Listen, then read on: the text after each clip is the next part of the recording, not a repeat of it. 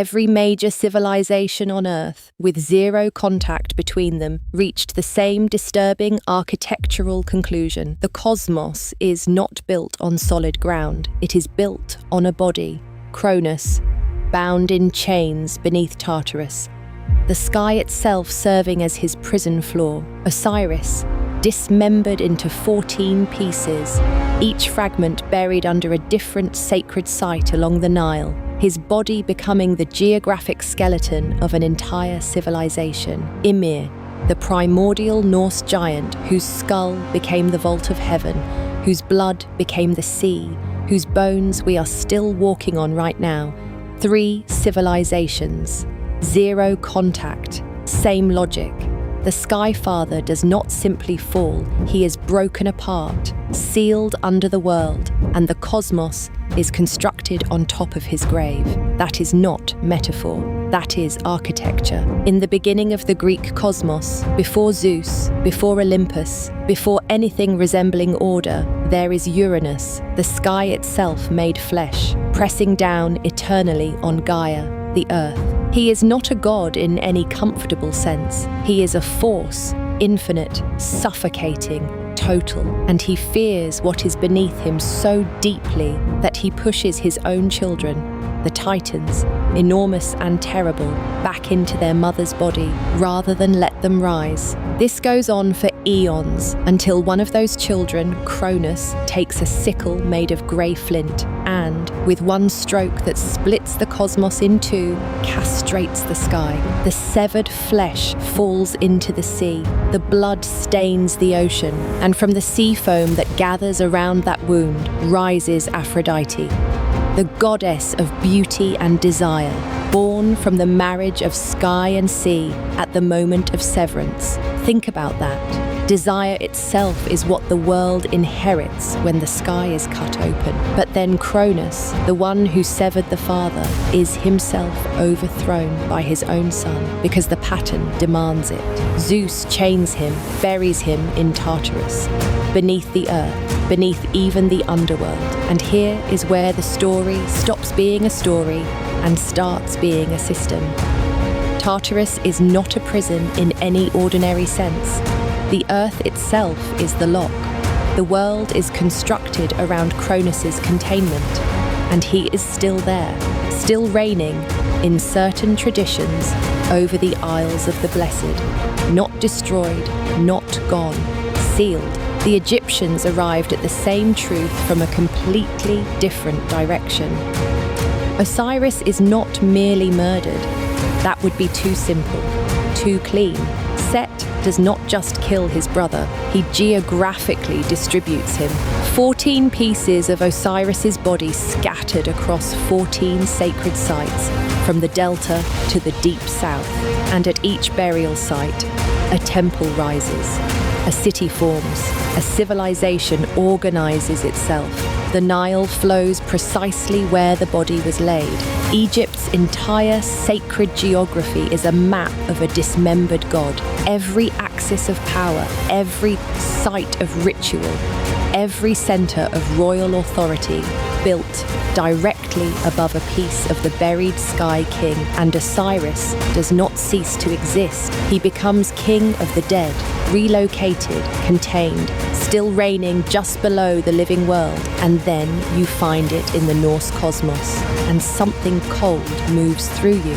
Ymir, the first being, formed from primordial ice and fire, is not a metaphor for chaos. He is chaos made flesh, dreaming enormous dreams, sweating worlds from his armpits. The Norse gods kill him, drag his body to the void at the center of everything and begin to build. His skull becomes the dome of heaven, his brain becomes the clouds, his bones become mountains, his blood becomes the seas and rivers.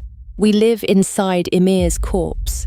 The world is a body we have mistaken for solid ground. And the frost giants, Ymir's descendants, his nightmare made manifest, still threaten Asgard from the edges. They are not gone.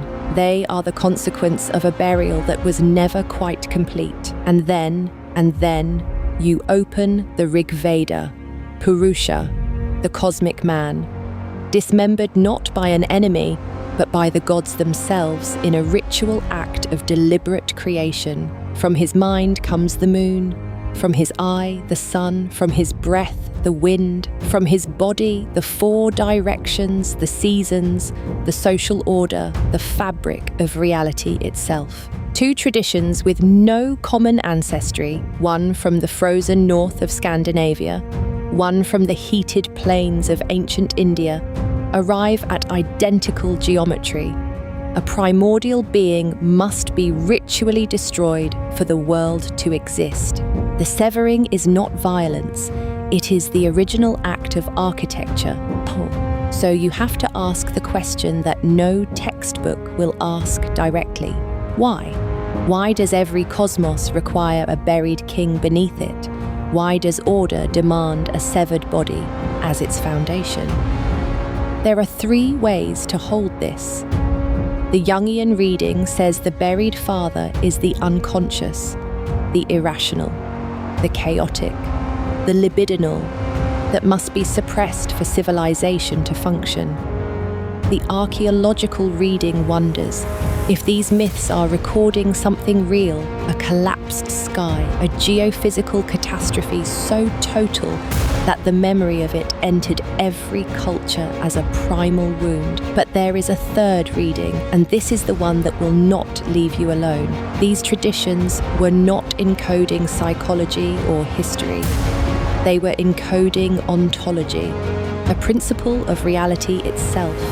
That structure requires contained chaos beneath it. That you cannot have a cosmos without something monstrous sealed underneath it. Every Tartarus, every buried Osiris, every pinned Kipactli, the Aztec earth crocodile, dragged from the primordial sea by Quetzalcoatl and Tezcatlipoca and pinned beneath the world while still alive, still hungry, still feeding on the dead who pass through her. She is not dead, she is the ground you stand on. That is the detail that stops you cold. None of these beings are destroyed. Cronus still reigns below. Osiris still judges the dead. Ymir's blood still runs in every sea. Kipactli still moves beneath the world. The primordial cannot be killed. It can only be sealed. And the seal, every time, without exception, is the world itself.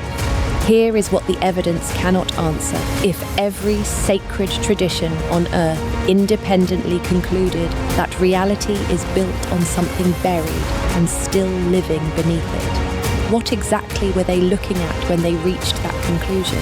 Every temple, every world tree, every axis mundi ever erected by human hands, built above something. The question is not whether it is still moving. The question is whether we ever stopped being able to feel it.